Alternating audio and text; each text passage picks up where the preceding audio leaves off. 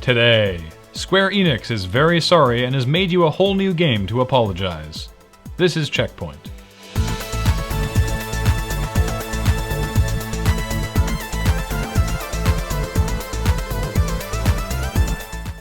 Welcome to CheckPoint, where if you put on your Oculus Rift VR goggles, it'll be like you're in the studio with us. To enhance the experience, take off your shoes and let the smell of feet waft throughout the room.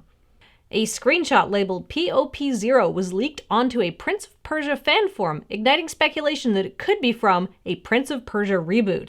If this is the case, it would be a major departure for the series, since the player character in the screenshot has gone from white to black, skipping over that whole Persian skin toned thing, and is also the size of a house. The prince has been traditionally more agile than Marcus Phoenix, so it'll be interesting to see this play out. Amazon has finally revealed what its long gestating Amazon Game Studios has been up to and released their first title, Living Classics, a hidden object game, on Facebook, set in popular storybook worlds.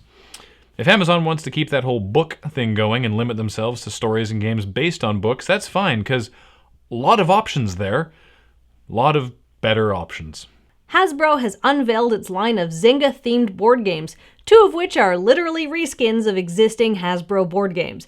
Hungry Hungry Herd, a vaguely Farmville-themed take on Hungry Hungry Hippos, and Words with Friends, which is literally just Scrabble made to look like Words with Friends, which was already Scrabble. When the two companies announced their partnership in February, nobody expected them to redefine gaming with new products on the cutting edge of the board and social genres, but I think we all expected a bit more. Why would I want to play Words with Friends when I can't cheat by looking up anagrams online? That's why everybody plays it now instead of Scrabble. Square Enix is sorry.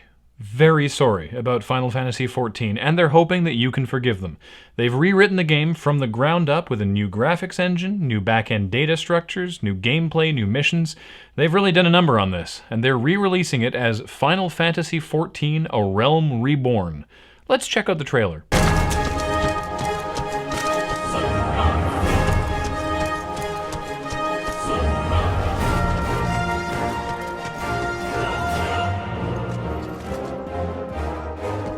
Oh, for fuck's sake, Square. Okay, listen to me. That is a nice looking trailer, but it was entirely cutscenes, and we know you can do cutscenes. That Agnes Philosophy tech demo, it was super pretty, but your ability to output gorgeous pre-rendered scenes is the least of our worries. We take it as rote that anything you make will have stunning cinematics. You've been able to do this since Final Fantasy VIII. Stop marketing your games like this. Are you afraid we'll forget? Like we'll see a gameplay-only trailer for one of your games and think, my eyes aren't having orgasms right now. Square must be slipping. You guys love cutscenes so much, maybe you should just make a whole movie of them. Oh, wait, no, don't do that.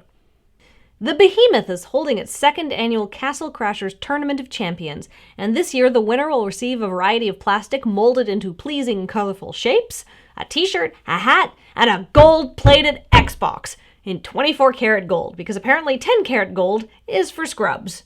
Now, while the Behemoth describes the Xbox as fully functional, it doesn't actually matter. To use an Xbox is to accept that it will break and you will send it out for service. To send out a gold-plated bling box for service is to accept that you will never see it again. Crytek UK, the studio formerly known as Free Radical Design, creators of the beloved Timesplitters franchise, put out a call on their blog to gauge interest on a theoretical Timesplitters 4. While response was large and vociferous, it was apparently not enough, as the studio said it needed solid proof of greater demand to justify making a fourth installment to the series.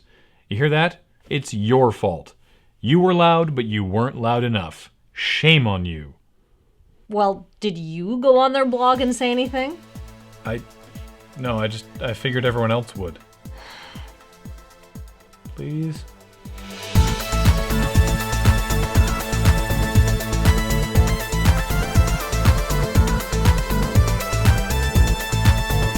Coming up, the PS3 edition of Assassin's Creed 3 receives exclusive DLC over an hour in length. Other console players receive an exclusive middle finger.